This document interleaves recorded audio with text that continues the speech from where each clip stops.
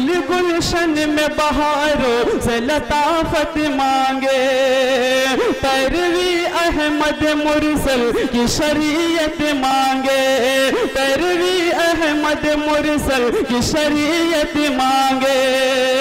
जिसको सरकार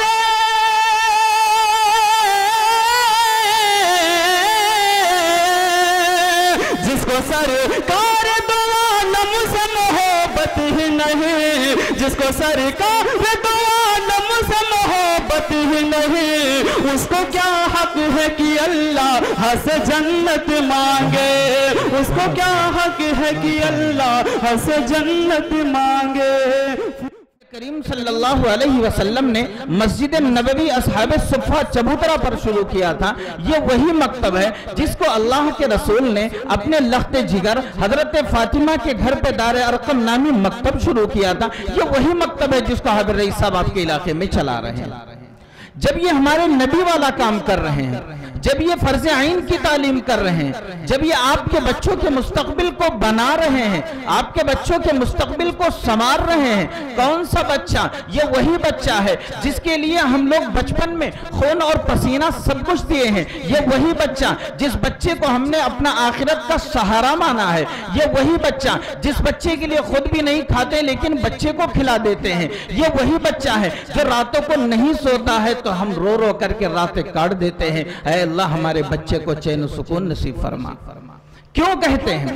ये वही बच्चा है जिसके लिए धूप में, बारिश में, गर्मी में, सर्दी में, ठंडी में हम बाहर जाकर के नौकरियां करते हैं, मजदूरियां करते हैं और 2 पैसा कमा करके सुकून और इत्मीनान के साथ अपने बच्चों को रखने के लिए 2 वक्त की रोटियां मुहैया कराते हैं। ये वही बच्चे हैं जिन बच्चों को फर्ज आइन यानी बुनियादी तालीम का नज्म जो कर रहे हैं वह हाबिब रईस साहब कर रहे हैं।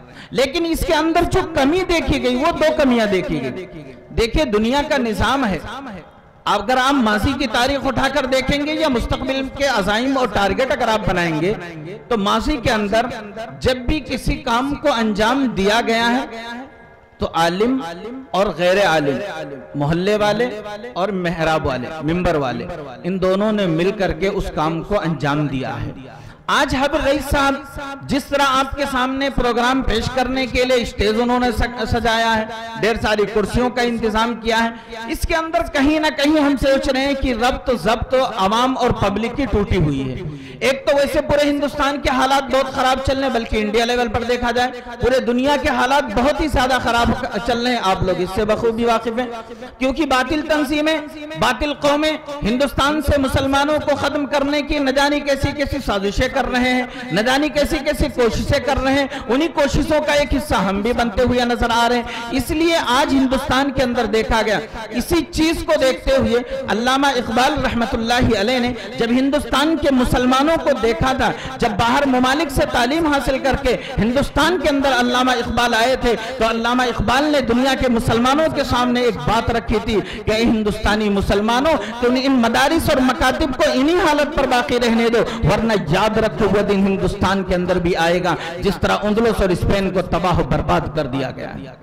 इसके अंदर अगर आपकी मेहनत, अगर आपकी ताउन, आपकी दिलचस्पी, आपकी रग़बत, आपके शौक अगर हाबिब रईस साहब के साथ नहीं मिलेगी तो आप याद रखो इस काम को अंजाम देना बहुत मुश्किल हो जाएगा। हालात बहुत खराब चल रहे हैं, काम करने वाला बंदा मुतासिर होकर, मायूस होकर घर पर बैठ जाता है और जिस काम को वो लेकर चल रहा है उस काम को एक दिन मायूसी का शिकार होकर के छोड़ देता है। इसलिए तंबूर वालों, आपसे हमारी दरखास्त है कि हाबिब रईस साहब ने जो मकतब का निजाम बनाया है उस मकतब के निजाम के अंदर आप साथ दीजिए। ये वो मकतब का निजाम है जहां पर सिर्फ नूरानी कायदा नहीं पढ़ाया जाता है, ये वो मकतब का निजाम है जहां पर सिर्फ तालीमुल इस्लाम नहीं पढ़ाया जाता है, ये वो मकतब का निजाम है जहां पर सिर्फ बहश्ती ज़ेवर नहीं पढ़ाया जाता है। इसका हमारे उलमाए रब्बानीजीन ने, हमारे उलमाए देवबंद ने, वो उलमाए देवबंद जिन्होंने हिंदुस्तान को आजाद कराने के लिए अपनी गर्दनों को तलवारों के नोक पर चढ़ा दिया था, वही उलमाए देवबंद आज जाकर देख लीजिए, दिल्ली के चांदनी चौक से लेकर के अमृतसर अंबाला तक, दिल्ली के चांदनी चौक से लेकर के रुड़की तक आज 1 भी इंच कोई जगह ऐसी नहीं है जहां उलमाए किराम ने गर्दन ना कटा करके खून ना बहाया हो। ये क्यों कटाया था?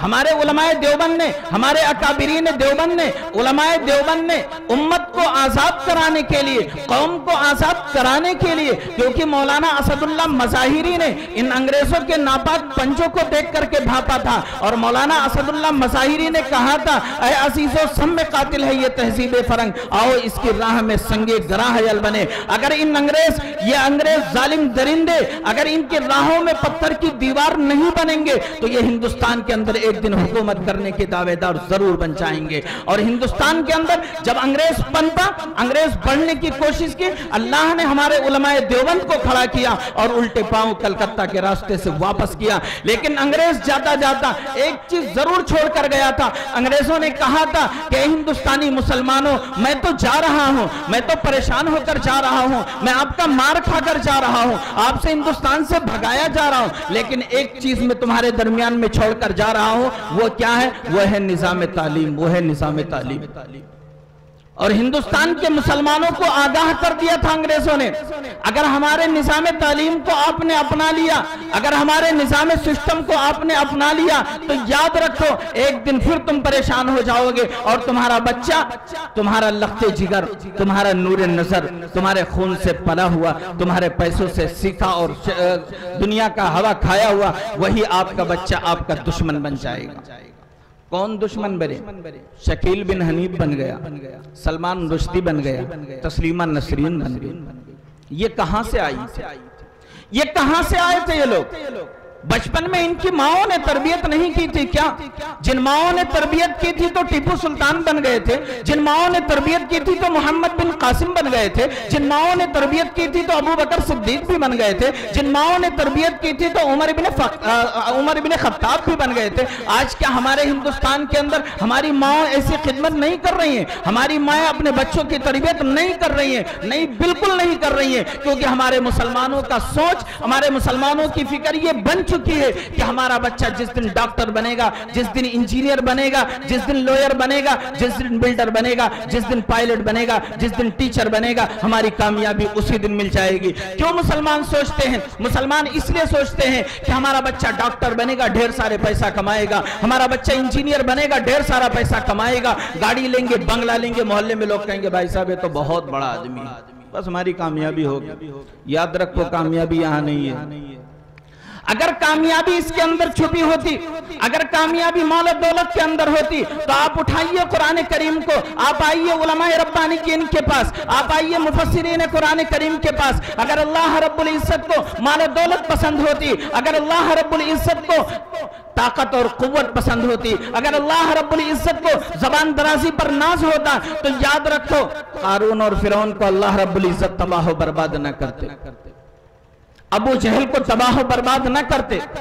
इससे यह सबक देना उम्मत को मकसूद था कि ए उम्मत के लोगों, ए नबी के मानने वाले आशिक और दीवानों, कभी तुम्हें अपनी ताकत पर नाज न करना, कभी तुम्हें अपने पैसे पर नाज न करना, कभी तुम्हें अपनी कौम मिल्लत पर नाज न करना। अगर तुम्हारे अंदर तालीम है, अगर तुम्हारे अंदर नबी की तरबियत है तो याद रखो दुनिया भी तुम्हारी कदम चूमेगी, कल आखिरत के अंदर भी तुम्हारा कदम चूमा जाएगा। यहाँ पे रईस साहब जो मकतब की मेहनत कर रहे हैं, ये हमारे वो नन्हे मुन्ने बच्चे हैं, ये हमारे वो बच्चे हैं जिनके बारे में कहा जाता है कि बचपन का जो इल्म होता है वो बचपन तक चलता है, जन्म का जो इल्म होता है वही जनाजे तक चलता है। अल्हम्दुलिल्लाह हमारे जमीयत उलमा हिंद की तरफ से पूरे इंडिया के अंदर 22,000 मकातिब चला रहे हैं और अल्हम्दुलिल्लाह इतने अच्छे पैटर्न पर हम लोग चला रहे हैं कि एक एक मकतब में 200, 250, 800, 1200, 1400, 1600 बच्चे पढ़ते हैं।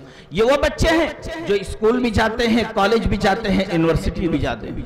जब मकतब के अंदर बच्चे आएंगे और एक तरफ कुरान पढ़ेंगे, दूसरी तरफ अहादीस नबविया पढ़ेंगे, तीसरी तरफ अकाईद व मसाइल पढ़ेंगे, चौथी तरफ आपका बच्चा इस्लामिक जनरल नॉलेज पढ़ेगा, पांचवी तरफ आपका बच्चा उर्दू पढ़ेगा।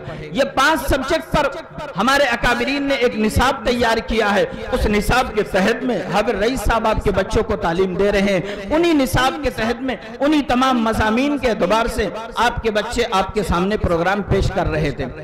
अभी देखा गया कि हाफिज रईस साहब का जो मकतब चल रहा है, इस मकतब में कितने बच्चे पढ़ते हैं? इन्हों गालिबन 100, 200, 120 बच्चे, 180 बच्चे पढ़ते हैं। हमारे बच्चे कहाँ जाते हैं? हमारे इस तंबूर के हल्के के अंदर देखा जाए, हाबिब रईस साहब का जो मकतब है, उस मकतब के अतराफ में अगर देखा जाए तो मुसलमानों की आबादी कम से कम 100-200 तो होंगे जरूर। अगर 200 है तो इंदिरा गांधी ने कहा था हम दो हमारे दो, अगर देखा जाए तो 400 बच्चे होते हैं। हजरत शेखुल हिंद रहमतुल्लाहि अलैह ने कहा था 2 तो अभी 12 के बाद कभी कभी, अगर उस एतबार से देखा जाए तो हमारे पास 2200 बच्चे कहां जा रहे हैं। इसकी फिक्र करना है तंबूर वालों। अगर इसकी फिक्र अल्लाह के वास्ते आप लोगों ने कर लिया तो याद रखो आपका माशरा भी बनेगा, आपके अंदर घरों के अंदर नूरानियत पैदा होगी, आपके घरों में अल्लाह की रहमतें और बरकतें नाजिल होंगी। आप याद रखो अगर इन बच्चों पर मेहनत नहीं करोगे तो आज का बच्चा कल का डॉक्टर बनने वाला है, आज का बच्चा कल कौम का लीडर बनने वाला है, आज का बच्चा कल मोहल्ले और माशरे के अंदर प्रधान और सब कुछ बनने वाला है। यही बच्चे की जब बुनियाद खराब रहेगी तो बचपन में जाकर के यह बच्चा गलत काम करेगा जिससे मुआशरा भी खराब होगा। आज हमारे मुआशरे इसीलिए खराब है।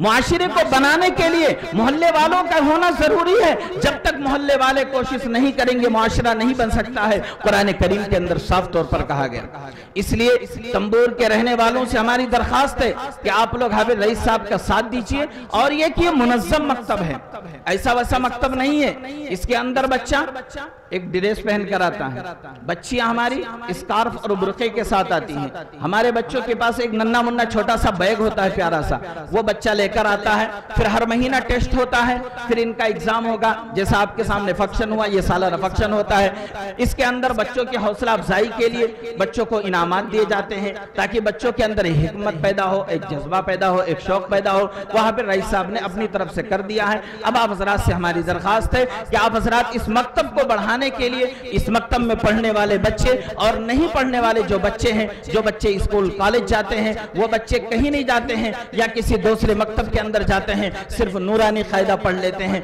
याद रखो सिर्फ नूरानी कायदा पढ़ लेने से कामयाबी नहीं मिल सकती, क्योंकि सिर्फ कुरान करीम, सिर्फ नूरानी कायदा पढ़ने से कोई इंसान दुनिया का इस्लाम पर सही तरीके पर नहीं चल सकता है। क्योंकि अकीदे का मजबूत होना जरूरी है, हमारे नबी की दुआएं सीखना जरूरी है। जब तक इंसान का अकीदा मजबूत नहीं होगा वो ईमान पर नहीं रह सकता है।